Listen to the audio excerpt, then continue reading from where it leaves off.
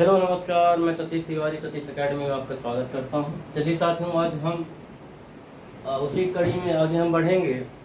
पिछली क्लास में हमने संख्या पद्धति के बारे में प्रश्नावली 1.1 देखा था, जो कि हमने ये जाना था कि सम संख्या क्या होती है, विषम संख्या क्या होती है। यदि दो अगर कोई नंबर से दिए जाते हैं, उनके बीच में कोई भी कितना भी अगर हमें परिमेय संख्या निकालना होता तो मैं निकाल सकता था ऑलरेडी, ठीक है ना। जैसे हम 5 परिमेय संख्या, 6 परिमेय संख्या या कितने भी परिमेय संख्या निकालना होता था तो हम निकाल सकते थे, ठीक है ना। आज हम देखेंगे प्रश्नावली 2 में। प्रश्नावली 2,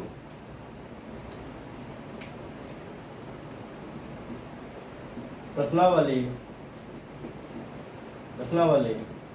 1.2 और कोशिश करेंगे कि आज हम चैप्टर फर्स्ट कंप्लीट भी करें, ठीक है दोस्तों। चलिए क्वेश्चन पढ़िए क्या है। दिए गए कथन सत्य हैं या असत्य हैं, कारण के साथ अपने उत्तर दीजिए। कुछ कंडीशन दी गई होंगी, वो हम देखेंगे क्या हमारा सत्य है या असत्य है। पहला दिया गया, फर्स्ट दिया गया है, प्रत्येक अपरिमेय संख्या, प्रत्येक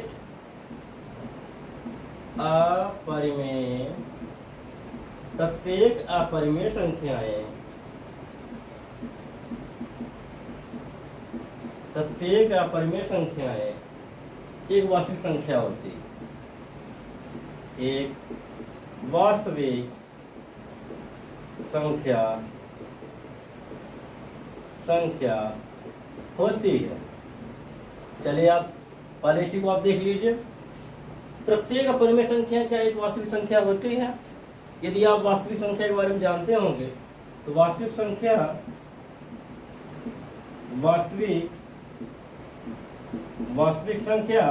में सभी आते हैं। जैसे अगर बात करें परिमेय संख्या, अपरिमेय संख्या, सम संख्याएं, विषम संख्याएं, पूर्णांक, सभी नंबर से जितने भी संख्याएं आती हैं सब क्या होती हैं, वास्तविक संख्या, जिसे इंग्लिश में बोलते हैं रियल नंबर।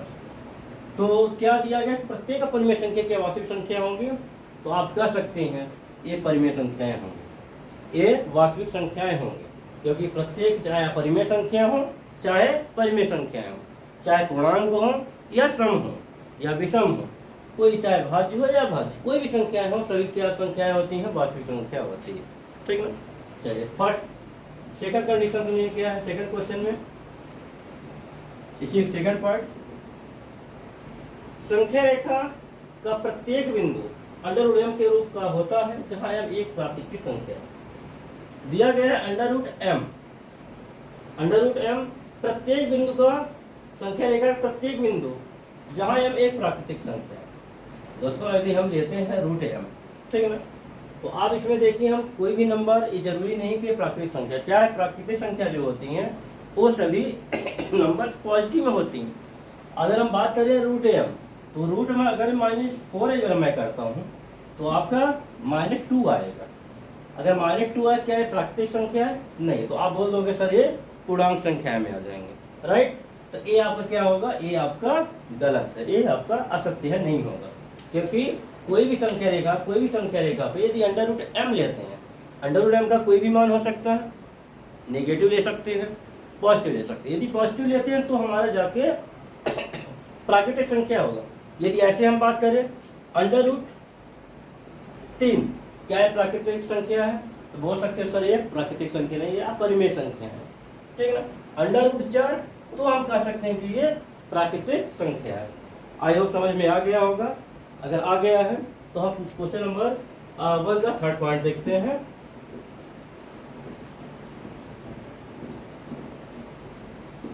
थर्ड पॉइंट में दिया गया है प्रत्येक वास्तविक संख्या का एक अपरिमेय संख्या है, प्रत्येक वास्तविक संख्या एक अपरिमेय संख्या होती है। लिख लीजिए, प्रत्येक वास्तविक संख्या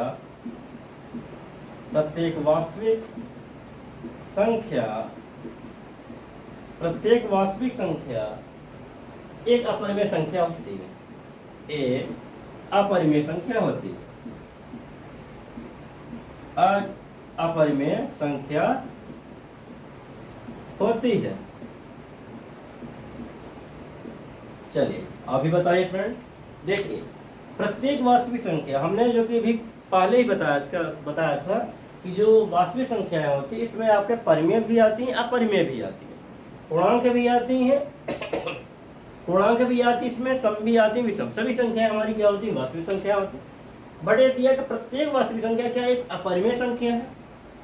तो ऐसा नहीं हो सकता, क्योंकि यदि हम ऐसा लें जो हम अगर 2 कर दें, ठीक है ना, तो क्या 2 अपरिमेय संख्या है? नहीं। ये क्या है? 2 को हम क्या बोल सकते हैं? प्राकृतिक संख्या भी बोल सकते हैं। 2/1 को हम परिमेय संख्या भी बोल सकते हैं, बट अपरिमेय संख्या नहीं होगी, ठीक है। तो ये भी आपका क्या होगा? गलत होगा।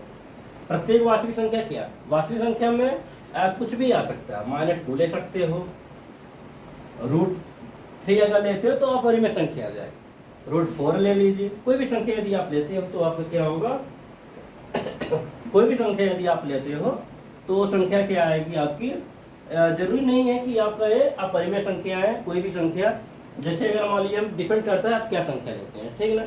अगर आप रूट में अगर कोई ऐसे नंबर्स लेते हैं जो आपके विषम संख्या हो तो आपका अपरिमेय संख्या हो सकता है। जैसे आप कर दें 9, तो 9 आपका परिमेय संख्या, आपका क्या आ जाएगी? परिमेय संख्या आ जाएगी, क्योंकि √9 हमारा क्या आता है? इक्वल 3 आ जाएगा, ठीक है ना। तो डिपेंड करता है कि आपकी कौन सी संख्या है, बट ये आपका नहीं हो सकता कि प्रत्येक वास्तविक संख्या आपकी क्या है? अपरिमेय संख्या। तो अब अपरिमेय संख्या नहीं होंगी, प्रत्येक अपरिमेय संख्या वास्तविक संख्या हो जाएगी। तो प्रत्येक वास्तविक संख्या अपरिमेय संख्या नहीं होगी। आई होप समझ में आ गया होगा। तो हम आगे देखते हैं दोस्तों। दिया गया है नेक्स्ट, क्या सभी धनात्मक पूर्णांकों के वर्गमूल अपरिमेय होते हैं? क्या सभी धनात्मक पूर्णांकों के वर्गमूल अपरिमेय होते हैं? यदि नहीं तो एक ऐसी संख्या का वर्गमूल दीजिए जिसका उदाहरण सही है। चलिए, इसमें यह बोला गया है, क्या कोई भी धनात्मक अगर हम नंबर्स लेते हैं, धनात्मक पूर्णांक संख्या लेते हैं, क्या उसका जो संख्या अपरिमेय होता है या परिमेय होता है? ठीक है ना। अगर अपरिमेय नहीं होता है तो उसका उदाहरण सहित आपको बताना है। जैसे अगर दोस्तों हम बात करें, अगर √3 की बात है तो √3 हमारा ऑलरेडी अपरिमेय संख्या है। अगर हम आगे अगर बढ़ते हैं √4, तो क्या होगा? √4 को हम क्या लिख सकते हैं? 2। √9 3, √16, ये सभी क्या है? आपके नंबर तो आपके देखिए दिए गए हैं। क्या दिया गया है? सभी धनात्मक पूर्णांकों का वर्गमूल, सभी आपके धनात्मक पूर्णांक दिए गए, और उसका वर्गमूल जो हमने किया है ये आपको क्या आ रहा है? परिमेय संख्या आ रहा है, ठीक है। अपरिमेय संख्या नहीं आ रहा है। तो आपका ये भी आपका क्या होगा? ये भी आपका क्या होगा? परिमेय संख्या आएगी, जो कि कोई भी उदाहरण दे सकते हैं। √4 आप दे सकते हैं, √4 का हमारा क्या आएगा? 2। ये आप बता सकते हैं कि जो √4 है ये आपका धनात्मक पूर्णांक संख्या है जिसका वर्गमूल करने पे आपको 2 आया है। तो अतः ये हमारा क्या है? परिमेय संख्या है। जरूरी नहीं है कि कोई भी अगर धनात्मक पूर्णांक लेते हैं तो अपरिमेय ही संख्याएं होंगे, ठीक है ना। चल, आई होप समझ में आ गया होगा। अगर आ गया है तो हम क्वेश्चन नंबर 3 में आते हैं। क्वेश्चन नंबर 3 सॉल्व कीजिए, पढ़िए क्या है क्वेश्चन। दिखाइए कि संख्या रेखा पर √5 को किस प्रकार निरूपित किया जाता है। दिखाना है कि √5 है एक संख्या रेखा पे आप कैसे निरूपित करोगे, कैसे आप दिखाओगे।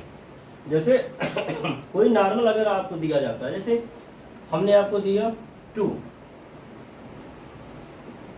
4, -3, 0, 8, अगर ऐसे कुछ नंबर से हमने दिया आपको तो आप नंबर लाइन पर रिप्रेजेंट कर सकते हो। जैसे हमने यहाँ 0, 1, 2, 3, 4, 5, 6, 7, 8।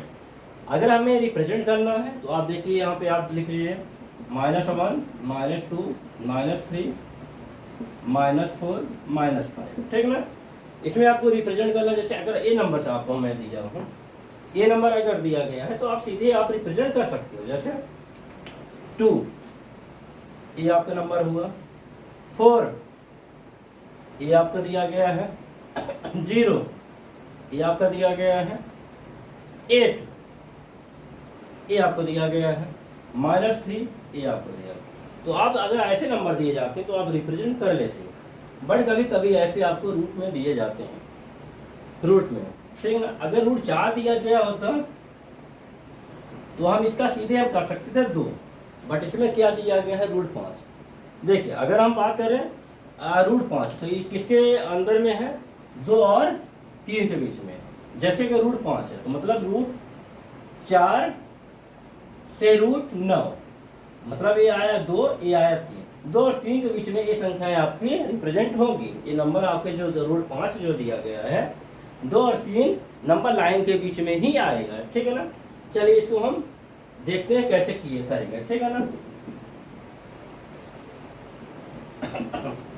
ये नंबर हमने आपको समझाने के लिए लिखा था, अगर आपको समझ में आ गया होगा तो हम रूट 5 का देखते हैं, ठीक। मान लीजिए ये आपका एक नंबर रेखा है, ठीक है ना। ये आपका एक नंबर रेखा है जिसको हम x डैश और इसको हम x से रिप्रेजेंट कर सकते हैं, ठीक ना। इस पॉइंट को हम लेते हैं 0, इस पॉइंट को हम लेते हैं 0, इस पॉइंट को 0 लेते हैं। उसके बाद 1 2 3 4, यहाँ -1 -2 -, आप इसको लिख भी सकते हैं, जरूरत नहीं है क्योंकि हमें 2 और 3 के बीच में ही चाहिए, ठीक है ना। चलिए हमें क्या निकालना है, रूट 5, रूट 5, रूट 5।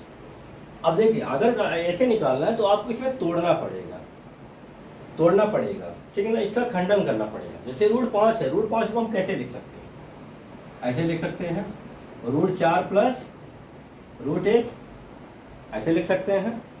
तब जाके क्या होगा, रूट 5, या ऐसे लिख सकते हैं 4 प्लस 5, ठीक है ना। इस तरह से भी लिख सकते हैं, मतलब 2 का स्क्वायर प्लस, जैसे अगर हमारे पास रूट 5 है, रूट 5 को हम रूट 4 प्लस 1 कर सकते हैं। और कैसे आप करोगे, ठीक है ना। हमने पहले, अगर आपको याद होगा या आपने पिछली क्लास में पाइथागोरस प्रमेय के बारे में सुना होगा। पाइथागोरस प्रमेय कहता है कि कर्ण का स्क्वायर इक्वल टू लंब स्क्वायर प्लस आधार स्क्वायर, आधार स्क्वायर, ठीक है ना। एक कर्ण स्क्वायर, इसमें आपको देखिए अगर हम कहीं ऐसा अगर करते हैं, 1 का स्क्वायर प्लस आधार की स्क्वायर 2 का स्क्वायर इक्वल टू कर्ण का स्क्वायर, ऐसे यदि हम करें 2 2 4 1 5, ये आपको क्या आ जाएगा, 5, रूट 5 आ जाएगा। अगर हम कुछ ऐसा सिस्टम करें कि हमारे पास रूट 5 आ जाए, ठीक है ना। तो एक काम हम करते हैं, इस पॉइंट को हम लेंगे 0 पॉइंट से 2 सेंटीमीटर या 2 मीटर जो भी आपको दिया गया है, रूट 5 दिया गया, जो भी आपको ये डिस्टेंस दिया गया है, 2 मीटर पे आप एक क्या करेंगे, एक लाइन को खींचेंगे ऐसे, ठीक है ना। ये 2 मीटर पे आप एक लाइन खींचेंगे। उसके बाद ये आपका क्या हुआ, 2 या सेंटीमीटर आप ले लीजिए, ठीक है ना। 2 सेंटीमीटर और 1 सेंटीमीटर आप जस्ट इसको परपेंडिकुलर कर लीजिए, ठीक। परपेंडिकुलर यदि आपको नहीं पता है तो परपेंडिकुलर 90 डिग्री होता है। 90 डिग्री इस पॉइंट को मानिए, आग ऐसे रखिए, फर्स्ट बार इस पॉइंट पर रखिए, एक कट कीजिए यहाँ, इस पे रखिए, यहाँ पे आप कट कीजिए, इन दोनों यहाँ पे आकर रखिए, ऊपर कट कीजिए, यहाँ पे रखिए, यहाँ पे कीजिए। इससे आपका एक 90 डिग्री पे समथिंग आपकी रह जाएगी, ठीक है ना। 90 डिग्री पे आप जाएगा। कितना आपको लेना है, केवल 1 सेंटीमीटर, 1 सेंटीमीटर समथिंग आप यहाँ पे ले लीजिए, 1 सेंटीमीटर, या कम आ रहा है तो आप यहाँ पे ले लीजिए, ठीक है ना। 1 सेंटीमीटर। अब आप देखिए 2 का स्क्वायर मतलब 4 प्लस 1 का स्क्वायर 5। अगर ये संख्या जो हमारी आएगी, हमारी क्या आएगी, रूट 5। अगर इसकी जो लेंथ है ये हमारी क्या होगी, रूट 5, और वही लेंथ हमारी क्या आएगी, यहाँ पे समथिंग आएगी, ठीक है ना। तो चलिए इसको हम मिला देते हैं, इस पॉइंट को हम, इस पॉइंट को ऐसे हम मिला देंगे, ठीक। जब इस पॉइंट को हमने यहाँ मिलाया यहाँ पे, अब क्या करना है आगे, अब करना आपको ये है कि आपको एक राउंडर लेना है जिसको ठीक है ना, राउंडर लेना है, इसको केंद्र मानना है, इस पॉइंट को केंद्र मानना है, यहाँ पे रखना है और सीधे आपको क्या ले आना है, बेस पे ले आना है। बेस मतलब आधार पे लाना, इस तरह से रखिए और ऐसे काट दीजिए, ऐसे आप काट दीजिए, ठीक है ना। जो ए पॉइंट आएगा, ए आपका रूट 5 होगा। जो ए जो आपकी लेंथ आई, ए आपकी रूट 5 हुई, ठीक है ना। ए आपकी टोटल क्या हुई, रूट, ए संख्या आपकी रूट 5 हुई। इस तरह से आप कोई भी नंबर लाइन को आप रिप्रेजेंट कर सकते हैं, ठीक है ना। यदि आपके पास कोई आधा तरीका है तो आप ऐसा भी कर सकते हैं। रूट 5 का आप एक काम कीजिए, इसके आप मान निकाल लीजिए। मान कैसे निकलता है, वर्गमूल आता है। वर्गमूल कैसे करते हैं इसके बारे में आपको पता होगा, नहीं पता होगा किसी और क्लास में हम इसके बारे में डिस्कशन कर लेंगे, ठीक है ना। मान रखिए उसका समथिंग 2 जो भी वैल्यू आएगी आप 2 पॉइंट पे रखिए, इसको आप 10 भागों में डिवाइड कर दीजिए, 1 से 2 और 3 के बीच में जो भी नंबर आएगा उसमें आप वहाँ पे रख दीजिए, ठीक है ना।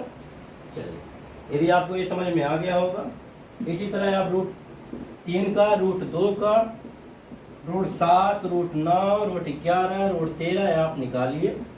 अगर आपको नहीं समझ में आता है कैसे निकालते हैं, कोई भी रूट नंबर आप निकालिए। यदि आपको नहीं आ रहा है तो कमेंट में आप जरूर बताएं कि ये सर इसके बारे में आप मुझे बताइए, रूट 13 क्या होगा, रूट 11 क्या होगा, कैसे होगा। तो उसके बारे में हम अलग क्लास हम बना के आगे हम देख लेंगे, ठीक है ना। चलिए, बात करते हैं, आपका सेकंड चैप्टर ये आपका कंप्लीट हो जाता है 1.2। अब आते हैं हम कुछ स्पेशल चीज़ देखने। जैसे हम डायरेक्ट पूरी क्लास को हम यूट्यूब पे नहीं ले जाएंगे, ये हमारे जो कोर्स लॉन्च किया गया हमारे यहाँ, तो उसमें सभी क्लासेस आपको दी जाएगी, जो कि 1 अक्टूबर से लाइव क्लास आपको दिया जाएगा सुबह शाम को 8 बजे, ठीक। आप हम थोड़ा देख लेते हैं, जैसे हरों का परिमेयीकरण कैसे करते हैं। मान लीजिए कोई भी नंबर से दिए जाते हैं तो उनमें दे दिया जाता है इसका P/Q के फॉर्म में लिखिए, कुछ ऐसे नंबर से दिए जाते हैं, ठीक है ना। इसके बारे में थोड़ा देख लेंगे। जैसे बात करते हैं हम नेक्स्ट पॉइंट पे आ जाते हैं। पहले हम ये देख लेंगे, निम्नलिखित भिन्नों को दशमलव रूप में लिखिए और बताइए कि प्रत्येक का दशमलव प्रसार किस प्रकार होगा, ठीक है ना। जैसे आपके पास कोई भी नंबर दिया जाता है, जैसे 4 से 1/8, इसको आप दशमलव प्रसार में आप विस्तार कीजिए। इसको आप कैसे कर सकते हो, एक एग्जाम्पल के रूप में क्वेश्चन लिया है। अब इसको आप एक काम कीजिए, इसको फ्रैक्शन में सही कर लीजिए। 8 चौके 8 16, 8 चौके 8 चौक 32, 32 1 33। इसको आप सिंपली ऐसे 33/8 कर सकते हो। जब आप डिवाइड कर लीजिए, 33 डिवाइड बाई 8, 8 चौक 32, 1 0, 8 1 कम 8, 2, 8 2 16, ये आपका 4, 8 5 40, ठीक है ना। तो ये आपका दशमलव प्रसार आप इस तरह से विस्तार बता सकते हैं। दशमलव प्रसार 4.125। कोई भी संख्या दी जाएगी, आपको क्या करना है, केवल डिवाइड करना है और देखना है कि ये विस्तार कहाँ तक जा रहा है, शांत है, कहाँ तक बार बार रिपीट हो रहा है कि नहीं हो रहा है। अगर रिपीट होता है तो हम संख्या के ऊपर हम बार लगा देते हैं, बार बार वही संख्या अगर रिपीट होती तो ऊपर बार लगा देते हैं, आगे हम बंद कर देते हैं, ठीक है ना। अगर प्रसार के बारे में आता है तो आप इस तरह से भी कर सकते हैं, ठीक। अगर कर सकते हैं तो हम क्वेश्चन नंबर नेक्स्ट के बारे में देखते हैं। अगर मान लीजिए कभी ऐसे दिया जाता है कि निम्नलिखित P/Q के रूप में व्यक्त कीजिए। कोई भी संख्या अगर दी जाती है P/Q के रूप में व्यक्त कीजिए, ठीक है ना। कोई भी नंबर लिया, जैसे अगर हम बात करें क्वेश्चन नंबर 3 है, प्रश्न नंबर 3 है, ठीक है ना। प्रश्न नंबर 3 है, 3 का पहला क्वेश्चन ले लेते हैं। क्वेश्चन नंबर फर्स्ट क्या है, 0.6 का बार, ठीक है ना। 0.6 का बार, इसका मतलब ये है कि ये जो बार ऊपर लगा है ये बार बार आपको रिपीट हो रहा है। इसको हम डायरेक्ट ऐसे भी लिख सकते हैं, 0.66666, मतलब इससे कोई लिमिट नहीं है, कोई अंत नहीं है, ठीक है ना। तो ये आप कोई भी लिमिट नहीं है, इसलिए हम इसको खत्म करने के लिए हम क्या करते हैं, ऊपर हम क्या लगा देते हैं, बार लगा देते हैं। जैसे अब यहाँ पे लगा दी, अब इसके आगे हम इसको नंबर लिखने की आवश्यकता हमें नहीं पड़ेगी, ठीक है ना। चलिए अगर हमें सॉल्व करना है तो माना ये हमारा क्या है, ये संख्या जो है x बराबर हम ले लेते हैं, क्या लेते हैं 0.06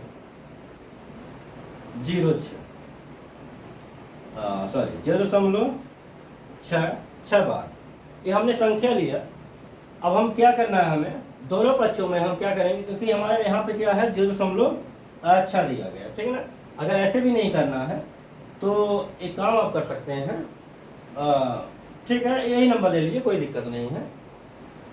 यदि आप नंबर लिए हैं तो हम एक काम करते हैं, दोनों पक्षों में हम 10 का गुणा कर देते हैं। 10 का गुणा क्यों करना है, क्योंकि हमें ये जो भी नंबर दिए गए हैं, ठीक है ना, पॉइंट को हमें हटाना है और कुछ हमें सॉल्व करना है।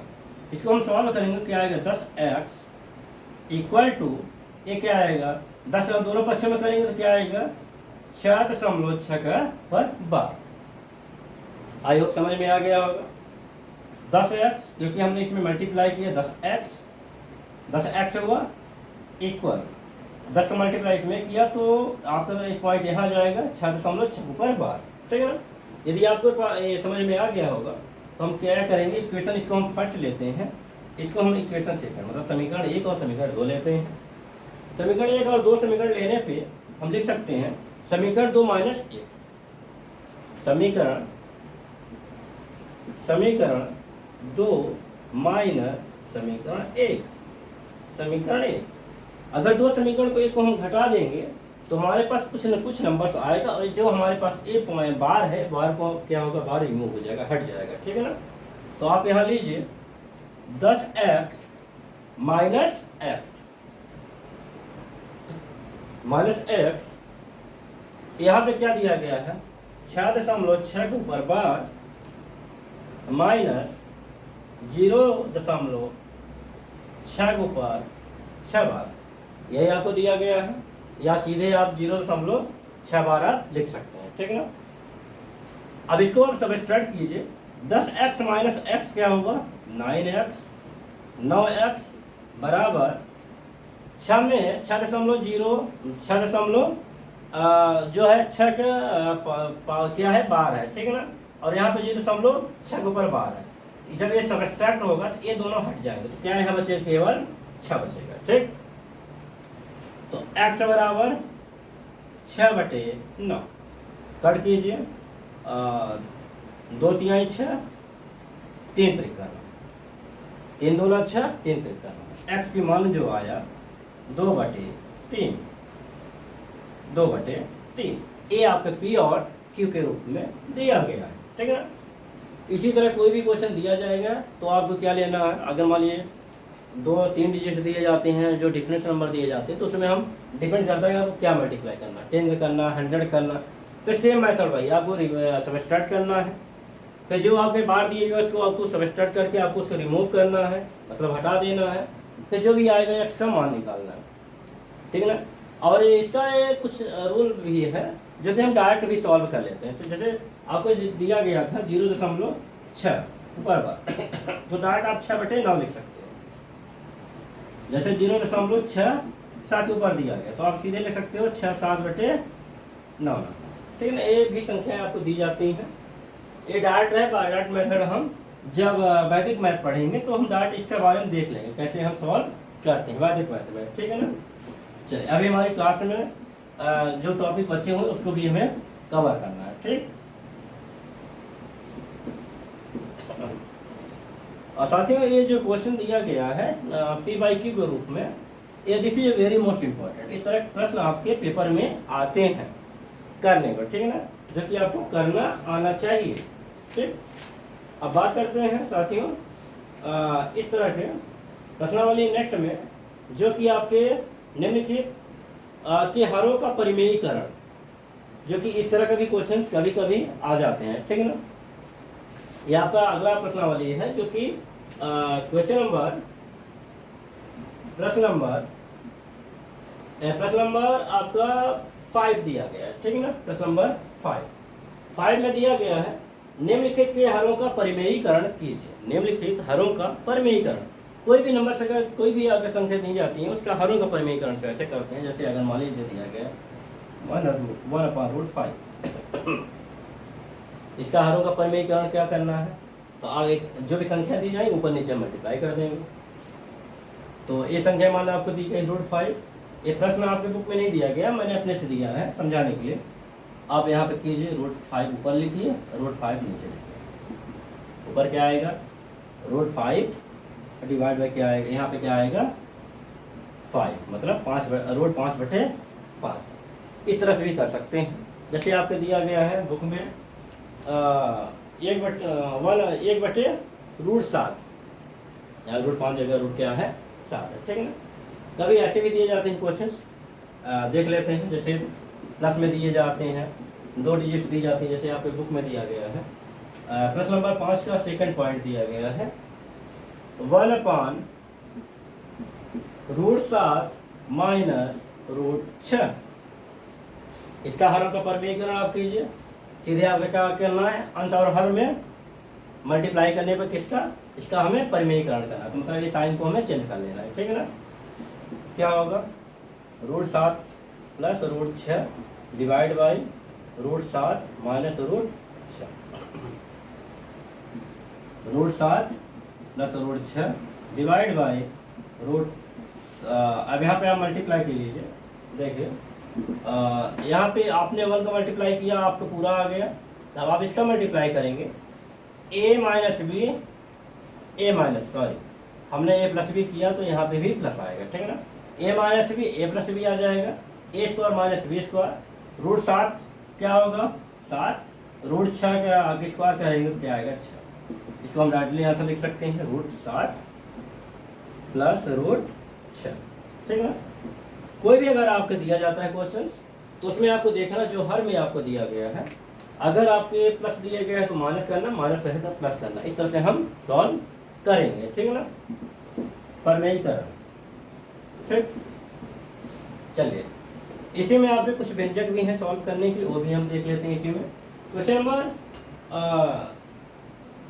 सेकंड में दिया गया है, क्वेश्चन नंबर सेकंड का यही प्रश्नावली है। जैसे कोई भी अगर हम एक क्वेश्चन लेते हैं √3 + √3 और √3 - √3 अगर एक दिया गया है तो इसको आप, अगर आपको फार्मूला पता है तो आप लगा सकते हैं a + b a - b, a² - b²। नहीं पता तो आप डायरेक्ट मल्टीप्लाई कर लीजिए। 3 × 3 3 × 3 3 त्रिका 9। अब 3 का मल्टीप्लाई इसमें हो जाएगा 3, ये क्या है माइनस है तो लिखे -3 √3, ठीक है ना। पहले हमने इसमें किया, फिर अब इसका मल्टीप्लाई इसमें किया। अब इसका कीजिए क्या है प्लस है, प्लस अब इसमें कीजिए 3 √3 मतलब 3 √3 ये हुआ। अब इसका मल्टीप्लाई इसमें हो जाएगा, ठीक है। तो ये क्या होगा माइनस, ये आपका √3 है, √3 मतलब 3, ठीक है ना। माइनस प्लस कैंसिल हुआ, 9 - 3 मतलब 6। डाटा यदि आपको फार्मूला पता है तो आप लिख सकते हैं a² मतलब 9 - b² मतलब 3 बराबर 6। इस तरह से भी आप सॉल्व हल कर पाओगे। उम्मीद करते हैं ये चीज़ें आपको समझ में आ गई होगी।